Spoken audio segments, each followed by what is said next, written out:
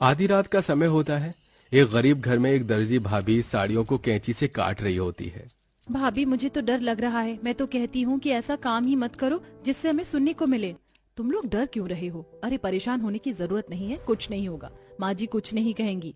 अरे भाभी आपको नहीं पता, सौतेली माँ है हमारी। हम बचपन से उन्हें जानते हैं। अगर उन्हें पता चल गया कि हमारी वजह से आपने अपनी साड़ियाँ काट दी है तो शादी के चलते हमारा जुलूस निकाल देंगी हमारी सौतेली माँ।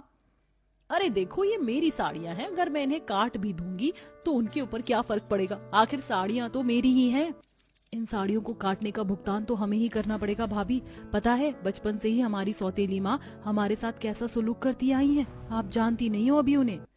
देखो तुम्हारी एक ही शादी है, अगर इस शादी में भी तुम इतना सोचोगी और इतना परेशान होगी तो कैसे एंजॉय करोगी? और फिर तुम्हारी शादी के लिए मैं इतना तो कर ही सकती हूँ। भाभी आप बहुत अच्छी हो। आप जरा भी नहीं सोचती हो कि आपके साथ माँ कैसा व्यवहार करेंगी, कैसा नहीं। आप हमारे लिए वो सब कुछ करती हो जिससे हमें खुशी मिले। यही नहीं भाभी, हमारी ख्वाहिश को पूरा करने के लिए आज आपने अपनी साड़ियाँ भी काट दी। शायद पिछले जन्म में हम तीनों बहनों ने कोई अच्छे कर्म ही करे होंगे जो हमें आप जैसी दर्जी भाभी मिली है।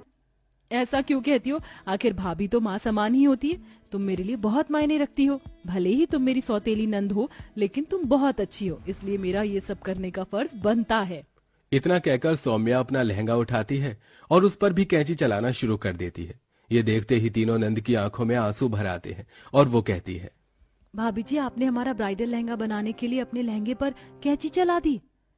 ये तो आपके सुहाग की निशानी थी और आपने हमारी इतनी सी ख्वाहिश को पूरा करने के लिए अपने ब्राइडल लहंगे को ही काट दिया। भाभी मरते दम तक भी हमें आपकी ये चीज याद रहेगी कि आपने हमारे लिए क्या क्या किया और क्या क्या बलिदान दिया। इतना कहते ही प्रिया, रागिनी, कीर्ति तीनों ही सौम्या को गले से लगा लेती हैं। आखिर ऐसा भी क्या था जो सौम्या अपने ही ब्राइडल लहंगे को काटकर अपनी सौतेली नंद के लिए लहंगा बना रही थी? और जबकि सौम्या की नंद सौतेली थी, उसे अपनी सौतेली नंद से इतना प्यार क्यों था और वो सभी इतना क्यों डर रहे थे? चलिए ये सब जानने के लिए कहानी में थोड़ा पीछे चलते हैं। सुलेखा के दरवाजे पर उसका बेटा और उसकी नई नवेली बहू खड़ी होती है। अपनी नई बहू का वेश करती है।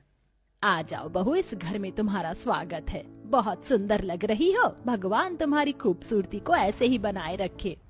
सुलेखा के ऐसा कहने पर सौम्या घर की दहलीज से अंदर की तरफ कदम रखती है और घर में आ जाती है। इसके बाद वो घर के चारों तरफ देखती है।